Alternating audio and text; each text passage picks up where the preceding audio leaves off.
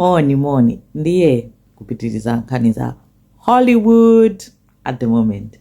Nde Aunty Jenny anachulidwa pa milandu ina. Munthu wina anamusumira Diddy pali ndi mulu wa milandu. Nde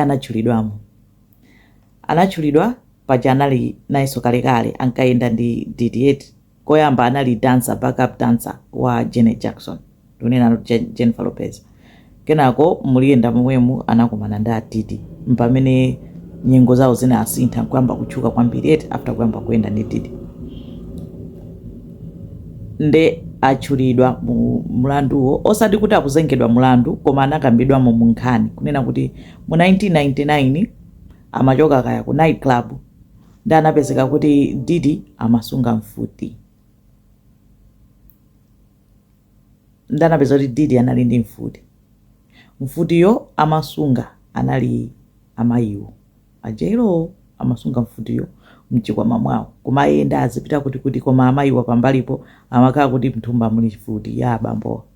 Nde atapita nthawi imeneyo mu 1999 iwo anapeza kuti kanayambana ndi chani ndi munthu wina wake mfuti inali ndi ajelo Diddy alipatseni mfutiyo anapereka mfuti ichi kwa Diddy. Nde kunaomberedwa amene anaombera ine sindikudziwa kuti ndani kunaomberedwa munthu anaomberedwa ataomberedwa munthu uja J-Lo ndi Diddy anathawa pamodzi ndi bodyguard wawo. Atathawa anamangidwa anakachita question kenako Diddy ndi J-Lo anamasulidwa anamangidwa ndi munthu wina amene anali naye osauwirako. Anamangidwa for 10 years kenako anapangidwa deport. Iye anangotchulidwamo muchani mu chisamanimo munalembedwa nkhani imeneyo kuti inachitika moti akuganizira zoti ayitseguleso nkhaniyo ayifufuzeso kachiwiri kuti inafufuzidwa moyenerera.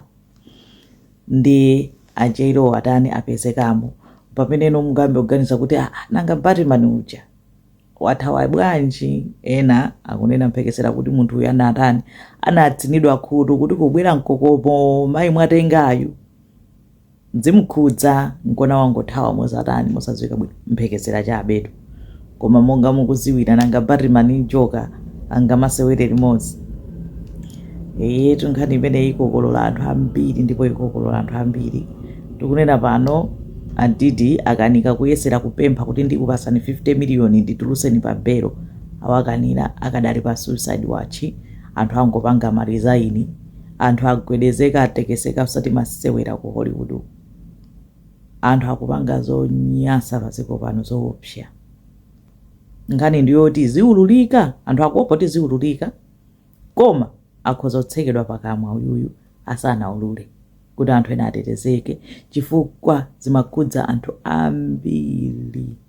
Kumakatapa mawa atsikana ena onena kuti sanavomere simahule kungowapanga drug akangozindikira atulukira mzinda wina mchipinda ndi gulu la anthu osadziwika bwino.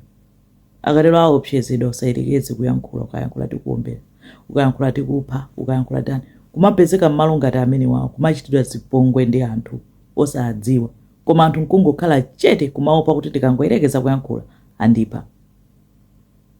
Nkhani zaketu zoopsa kuopsa koma tikadaonerabe tikadatsatirabe